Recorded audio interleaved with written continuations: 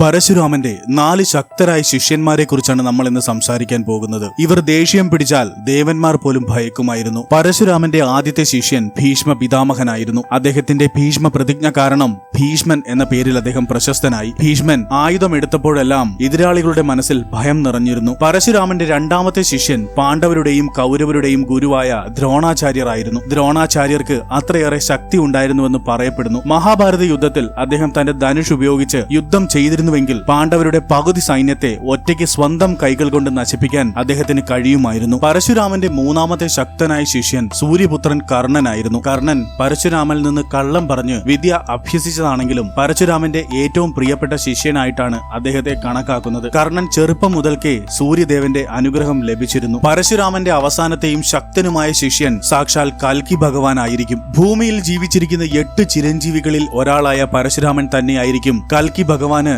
വിദ്യ പകർന്നു നൽകുന്നത്. ഈ വീഡിയോ നിങ്ങൾക്ക് ഇഷ്ടമായാൽ ലൈക്ക് ആൻഡ് സബ്സ്ക്രൈബ് ചെയ്യുക. കമന്റ് ബോക്സിൽ ജയ് ശ്രീ രാധാകൃഷ്ണ എന്ന് ടൈപ്പ് ചെയ്യുക. ജയ് ശ്രീ രാധാകൃഷ്ണ.